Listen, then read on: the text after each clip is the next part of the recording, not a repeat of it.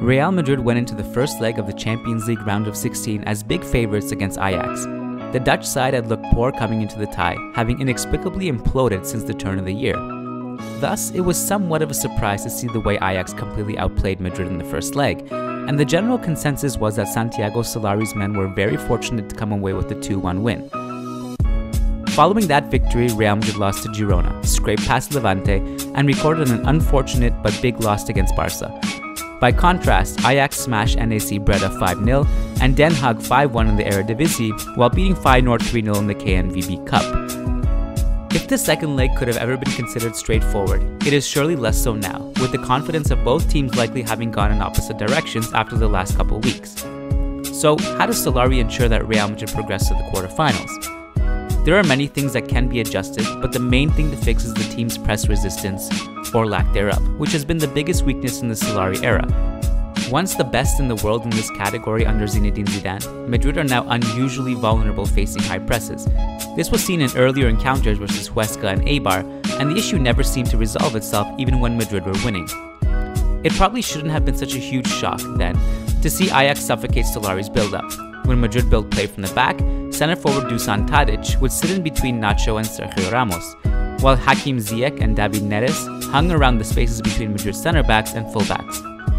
Behind them, Ajax's midfield naturally matched up man-to-man against Casemiro, Luka Modric, and Toni Kroos, thanks to Ten Hag's 4-2-3-1 shape. To finish it off, fullbacks Nusair Mazraoui and Nicolas Tagliafico would stick close to Vinicius Jr. and Gareth Bale, while one of Matthias de Ligt or Daley Blind sat on Karim Benzema's heels.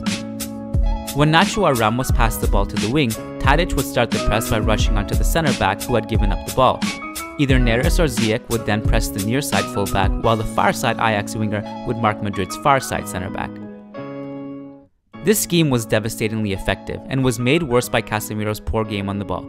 Real Madrid's anchor recorded a passing accuracy of 81% in the first half and lost the ball 6 times from dispossessions and bad touches.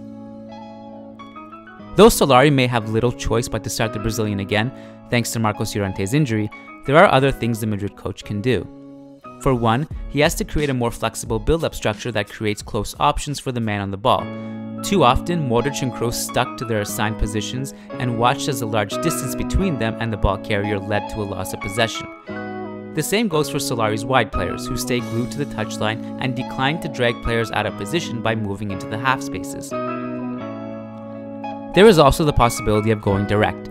This is a low percentage strategy that arguably doesn't suit Madrid's strengths as much as the alternative, but it could be a viable option given Solari's tactical weaknesses in regards to press resistance.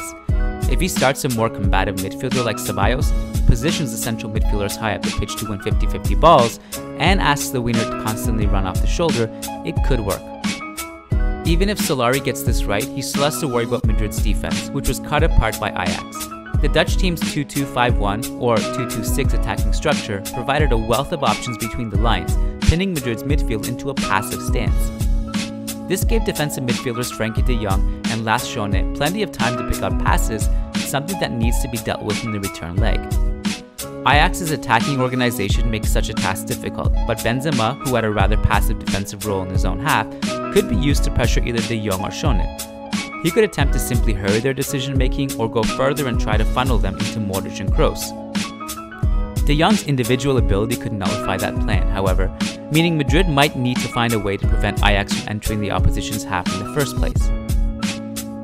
Real Madrid certainly tried that in the first leg, and they didn't fail because of any structural issues. The high press has been the best part of Solari's tenure. Ajax just avoided it thanks to de Jong's press resistance and long balls into Tadic. The de Jong issue can't be prepared for, but Solari can definitely ask his defenders and/or Casemiro to focus on winning their aerial duels off direct passes from the keeper. That alone might be enough to sufficiently reduce Ajax's final third entries. This is all easier said than done, but if Solari can find a method to contain Ajax's attack and improve his team's press resistance, Madrid have a very strong chance of advancing to the quarterfinals. Alternatively, Real can just ride their defensive luck again and bank on clinical finishing to kill the tie. Either way works. Thanks for watching this week's School of Real Madrid video. If you like our work, please consider supporting us through our Patreon and be sure to follow us on all our social media channels.